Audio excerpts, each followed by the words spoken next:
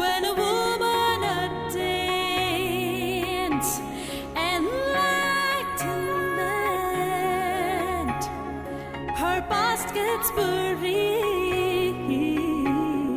She gathers and embellishes her scattered few moments, gets pleased.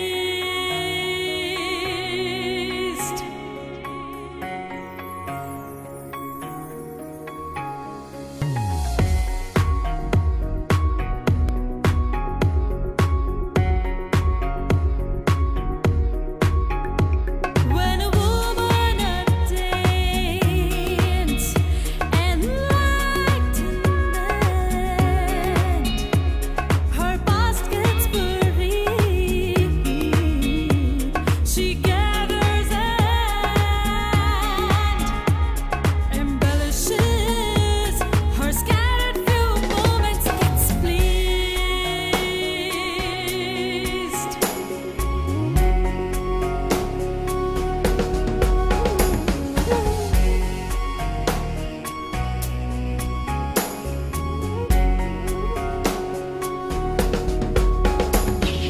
Grinding her past, despondent days, burning her whole life in, cooking for families, hunger and craving, patching and darning her depressed right times. When she gets changed, time also gets changed. She writes a new chapter as religious scriptures, finds her pioneer, her savior, who transforms her firmness into a new form. Ria, wake up! Wake up! Okay, I'm sorry. it's all right, it's all right.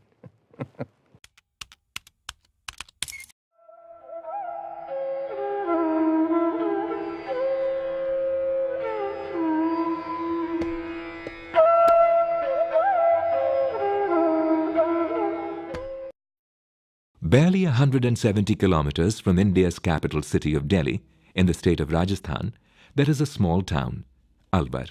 Alwar wakes up very early in the morning. While most people in the city awake to the echoes from the chants of temples, at the Malin Basti, situated in the Hazuri Gate area, here it is hunger that drives out many from deep slumber. While many are compelled to go to sleep without food due to poverty, for others, it is a matter of making ends meet on a daily basis. So, a new day brings with it a new struggle.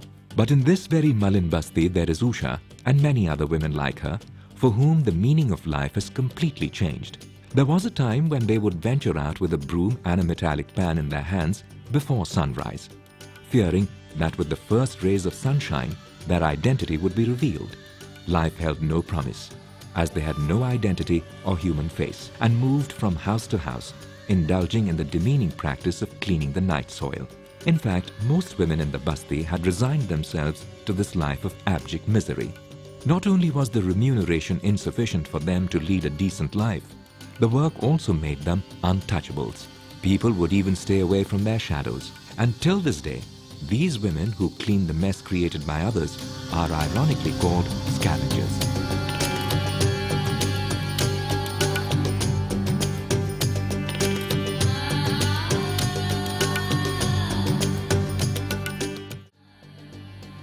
"28 women like Kusha, Lalita, Lakshmi, Nanda, Rekha found a messiah in the founder of the Sulabh movement.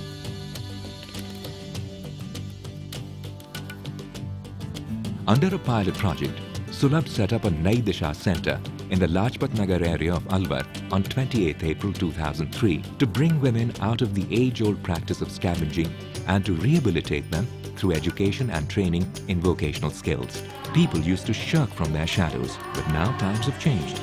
And today, they have both skills and honor. It is just because of the concerted efforts of Abdul Haldar these women have achieved this platform. donning the outfits designed by them, ready to sashay down this ramp, the country's best chosen models. John, are you ready? Yep. Okay. All set, okay? Sound running? Rolling. This is your cue and rolling. In the houses of these women in Alwar, their despondent cooking hearths, making tireless efforts to dodge the hunger, patting it back to sleep. Their eyes mute with memories of pain and despondency, now feeling the warmth of new-found happiness.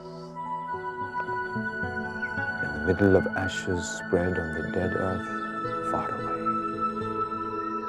as live fires still breathe for sustenance, seeking another chance. There will be a cloudburst on their condition, and have mercy on them. There will be a reincarnation of gods and goddesses on the earth to take away their pains forever. To take away their pains forever.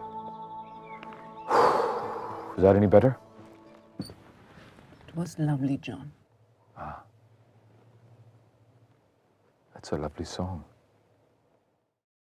After the decline of Mohenjo-daro and the Harappan civilization, which had developed an elaborate system of excreta disposal, the practice of defecation in the open became common.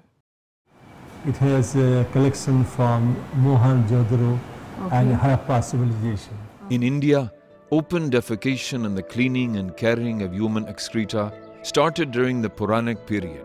Both practices continued during the Buddha, Mauryan, Mughal and British period. The British came to India in the 17th century, bringing with them two technologies, a sewerage system and the septic tank, developed in Britain with the intention of preventing the practice of defecation in the open and to stop the practice of manual cleaning and carrying of human excreta called scavenging.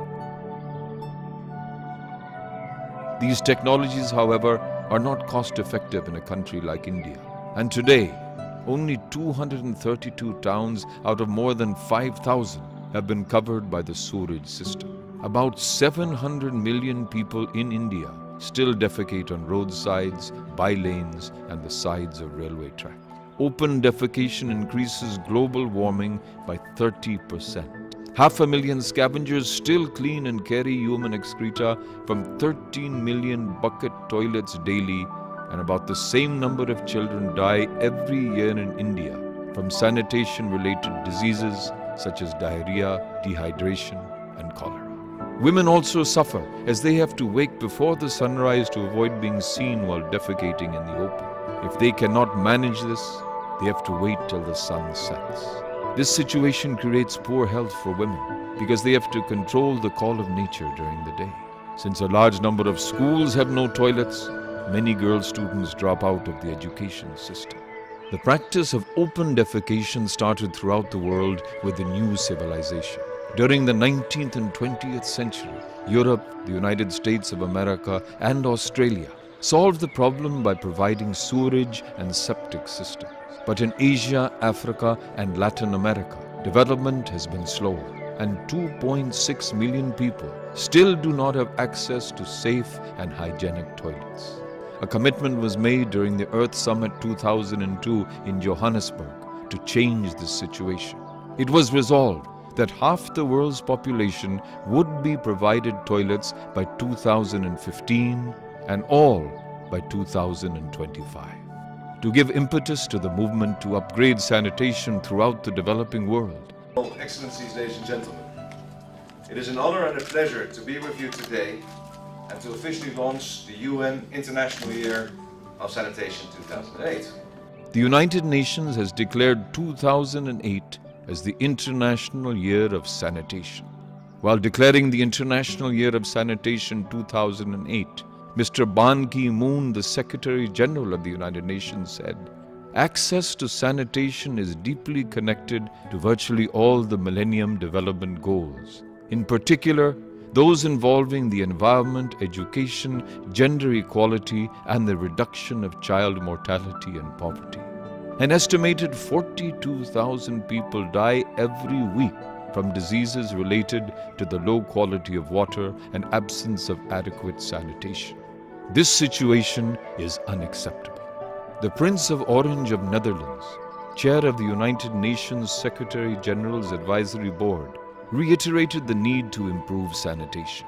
Clean water and sanitation are not only about hygiene and disease, they are about dignity too. 1.2 billion people do not have access to safe drinking water and 2.6 lack adequate sanitation. In 1901, both the problems of defecation and scavenging drew the attention of Mahatma Gandhi while he led the movement for the freedom of India. He gave priority to and declared sanitation to be more relevant than the independence of India. He wanted the subhuman practice of cleaning human excreta to be abolished by the provision of sanitary toilets and to bring scavengers into the mainstream. Gandhiji felt that the prestige of scavengers should be on a par with that of the Viceroy of India. He expressed his wish to see a scavenger become the President of India. Joining the Bhangi Mukti Scavengers Liberation Cell of the Bihar Gandhi Centenary Celebrations Committee in 1968 marked a turning point. I was suddenly confronted with the lives and problems of scavengers in India. I was determined to change their life condition. This became my mission. Apart from this, certain incidents in my life have increased my determination to abolish scavenging, not just out of sympathy for scavengers, but also because it is a primitive, expensive, and unhygienic practice. This is a place where one of the incidences happened that shaped Dr. Pathak's life. A lady Dome, she used to come deliver her utensils of bamboos in my house. And when she used to return, my grandmother used to sprinkle water to the land belonging to us. So I was curious why she does so. This child is astonished that his grandmother forbade him to touch that Dalit lady. But he is disobedient and suddenly rushes forward to touch the old lady anyway. He wants to see what will happen. His grandmother is witness to this and he is given a sound beating. He is also bathed in that cold season and undergoes purification, where sacred water and holy cow dung are put in his mouth. This confuses him even further. What is the use of such purification when the soul is desecrated? Little Bindeshwar's mind was constantly bogged down with thoughts like this.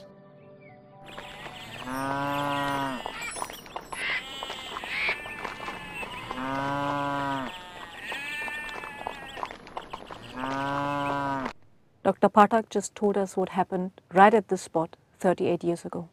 A small child was chased by a bull.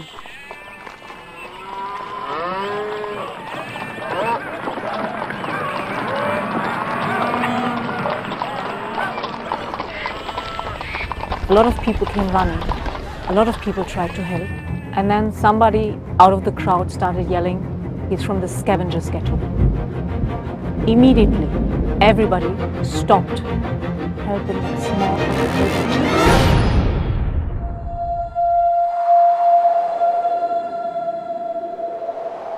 Bindeshwar and his friends pelted stone at the bull, tried to chase him away, did everything that they could, but they couldn't. So the small child was trampled to death. They still took him to the hospital, but it was too late. Destiny took his life.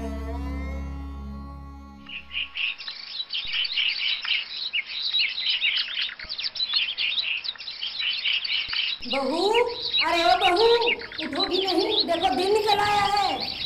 Radha is a newly-wed bride. Her marriage took place last night. There was merrymaking, song and dance, and a wonderful feast. But the celebration is short-lived. The morning brings a different life. Her husband and mother-in-law want her to go to houses and clean toilets. That too, with her naked hands. The bride is resisting. She curses her family and destiny. Her illusions are shattered. Who will listen to the voice of this woman from this Indian patriarchal family? 48 years have passed since this incident, but I will never forget that scream. I used to live opposite this house. I still feel sorry that I could do nothing to help her. Her scream, after all, represents the screams of more than 6 lakh women just like her. Sulabh has created a technological and social revolution by developing a toilet with a 2-pit pour flush system technique. The Sulabh technology is a low-cost, eco-friendly, affordable and culturally acceptable solution to the problem of sanitation in India, and was declared one of the globally urban best practices by UN Habitat and Habitat II in 1996 at Istanbul. The UN Habitat and Dubai municipality applauded Sulabh International by honoring it with the 2000 Dubai International Award for Best Practices to Improve the Living Environment. The Sulabh technology also finds mention in the UNDP Human Development Reports of 2003 and 2006. This is just a homoscata. Okay. But in dried form. See? The sludge from the bottom of the plant is taken out and used as manure. The effluent discharge from the plant contains nitrogen 4.5%, potassium about 3%, and potash about 3%, which is also a good nutrient to be used in raising fruits and flowers, etc. This effluent is on-site treated through a simple and convenient technology called SET, Sulabh Effluent Treatment. The water discharge from this plant is treated through sand filter, charcoal and effluent treatment plant. That consists of sedimentation of effluent, followed by filtration through sand filter and carbon filter, and finally through UV exposure that makes effluent free from any odor, color and pathogens having BOD level below 1 ppm. Suitable to be used for agriculture, horticulture or discharge in any water body without any health or environmental risk. For recycling of the human waste. Now just see the public toilet. The homoscata from there comes to the digester with a gradient, and automatically, without any change agent, without any energy, the homoscata is decomposed and the biogas is produced. This is called Sulabh Biogas Plant with effluent treatment technology. In this technology, human excreta from toilets goes to a biogas digester where anaerobic decomposition takes place and biogas is produced with the help of microbes. Biogas thus produced is taken out through pipes for lighting lamps, making hot water, warming bodies, cooking, and also for generating electricity that can be used for street lighting, etc. So far, Sulabh has implemented about 200 public toilet-linked biogas plants in India and 5 such plants in Kabul in Afghanistan. In addition to conserving and reusing water, the Sulabh system has the additional inbuilt advantage of reducing the greenhouse effect arising out of carbon dioxide and methane production due to the degradation of human wastes. Today, Sulabh has constructed over 6,000 community toilets using this technique. And these are being run on a use and pay basis, and over 10 million people use these toilets every single day in India. We have empowered over 120,000 scavengers by enabling them to change their vocation. These people have been rehabilitated through vocational training in tailoring, beauty therapy, radio and television repair, and other skills. We've also set up a school to provide education for the children of scavengers. Here, they study alongside other underprivileged children from different communities. Sulabh International showed me a good example during my recent visit to New Delhi. This organization has proved how effective... Sulabh International has proved how effective small-scale solutions can be extended all over India within a short time span. Thousands of public toilet bath complexes and more than 1 million pour flush latrines have been built in private houses and are used by more than 10 million people every single day. Sulabh technology has restored human dignity and a new future to thousands of untouchables. Its mission must definitely be carried forward. Oof.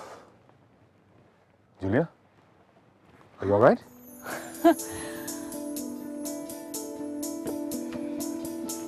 It's just so overwhelming. I had to get up. You must be exhausted. You want to go back to the hotel? No, just the contrary. I just feel this life-bearing energy flow through my body. That a single man can achieve so much. I just had to get up to pay respect to the pioneer of the Great Surat movement. Let me join you in saluting this great movement. Long live Mission Sanitation.